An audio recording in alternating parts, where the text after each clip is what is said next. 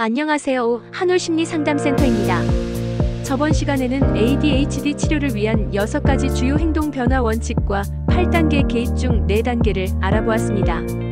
이번 시간에는 남은 4가지 단계들을 소개해드리겠습니다.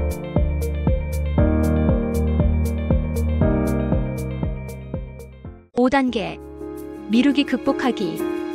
이 단계에서는 미루는 이유를 이해하고 이를 극복하기 위한 방법을 배우는 것이 목표입니다.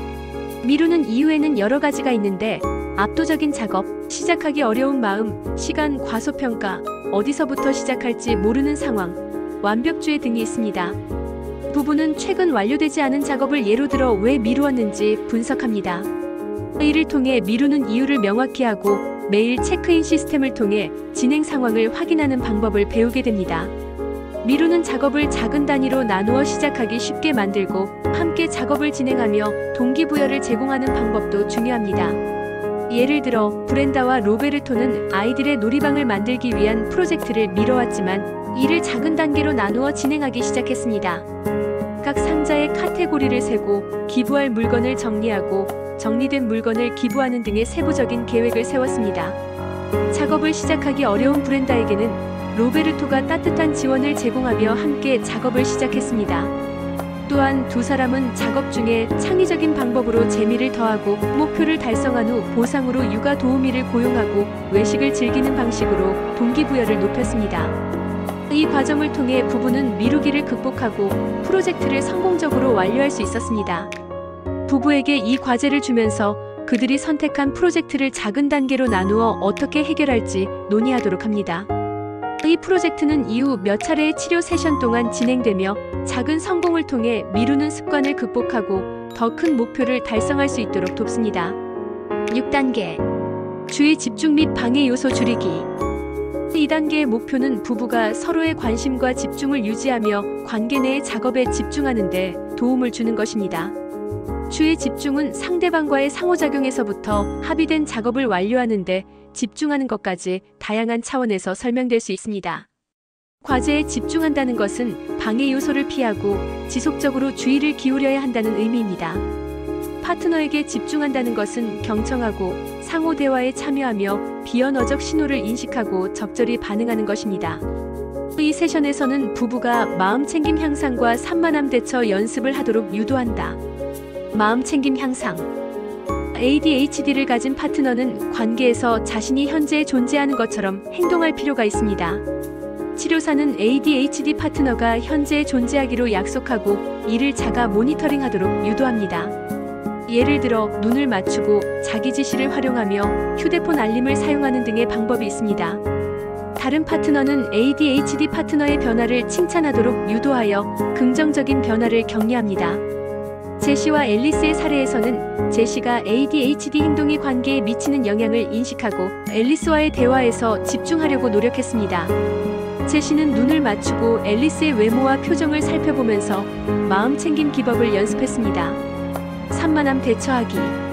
ADHD 파트너는 산만함에 쉽게 영향을 받을 수 있습니다. 약물로 산만함을 줄일 수 있지만 오랜 습관은 여전히 남을 수 있습니다.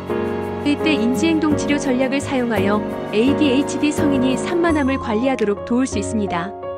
예를 들어 알람이나 디지털 타이머를 사용해 작업에 집중하게 하고 산만함 지연 절차를 통해 ADHD 파트너가 작업을 시작하면 다른 파트너는 그가 산만해지기 전까지 시간을 기록하도록 합니다. 산만함을 기록하고 나중에 검토하는 과정은 ADHD 파트너가 불필요한 생각들이 방해일 뿐임을 인식하게 도와줍니다. 제시와 앨리스의 여행계획 사례에서는 제시가 스마트폰을 확인하려는 충동을 느꼈지만 산만한 생각을 기록하고 이를 검토함으로써 휴가 계획에 집중할 수 있었습니다. 부부는 치료 세션에서 연습한 마음챙김과 산만함 대처 기법을 계속 실천하며 매일의 체크인 시간 동안 이를 점검해야 합니다. 7단계 책임 공유. 이 단계의 목표는 부부가 각자의 고유한 공동가사 책임을 분담하도록 돕는 것입니다. ADHD 성인은 종종 가사 분담에서 어려움을 겪으므로 부부는 이를 해결하기 위한 책임 분담을 조정해야 합니다. 부부는 개별적으로 작성한 공동 책임 체크리스트를 검토하고 각자의 강점과 약점에 맞게 책임을 재조정합니다. 책임을 재분배하고 각 파트너가 맡을 일을 결정한 뒤 우선순위를 정해 중요한 일을 먼저 처리하도록 합니다. 제시와 앨리스의 사례에서는 제시가 집 수리와 자동차 정비를 맡고 앨리스는 청소와 공과금 납부를 담당하기로 했습니다. 하지만 제시가 집안일을 제때 끝내지 못했고 앨리스는 이를 비판했습니다. 치료사는 두 사람의 강점과 약점을 파악하고 업무를 재분배하도록 유도하여 제시가 집안일을 더 잘 처리하게 돕고 부부는 서로에게 더 큰 신뢰를 느꼈습니다. 8단계 정리. ADHD 성인은 종종 정리를 시작하거나 유지하는 데 어려움을 겪습니다. 이 문제를 해결하기 위해서는 각자의 공간을 구분하고 물건을 체계적으로 관리하는 방법을 배워야 합니다. 부부는 각자의 강점을 살려 정리 계획을 세우고 물건을 분류하며 정리합니다. 목표는 물건을 정리하는 습관을 기르고 서류나 물건을 제대로 관리할 수 있도록 돕는 것입니다. 제시와 앨리스의 사례에서는 제시가 우편물을 분류하고 청구서를 납부하는 일을 맡았습니다. 치료사는 제시가 우편물을 돈과 관련된 서류와 그렇지 않은 서류로 나누어 분류하도록 유도했습니다. 제시는 매일 우편물을 분류하고 청구서를 아코디언 폴더에 넣어두며 알람을 설정해 기한에 맞춰 청구서를 납부하는 습관을 들였습니다.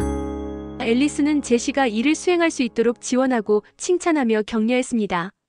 2단계별 접근법은 ADHD를 가진 성인과 그들의 파트너가 일상적인 문제를 해결하는 데 큰 도움이 될 수 있습니다. 연구는 이러한 가이드라인이 부부 치료에 어떻게 적용될 수 있는지 평가할 필요가 있으며 각 단계가 부부에게 미치는 효과를 평가하는 것도 중요한 과제가 될 것입니다. ADHD에 초점을 맞춘 부부 치료 원칙을 적절히 적용하여 ADHD 파트너와 그들의 파트너가 함께 실천할 수 있도록 돕는 것이 중요합니다. 지금까지 영상을 시청해주셔서 감사합니다.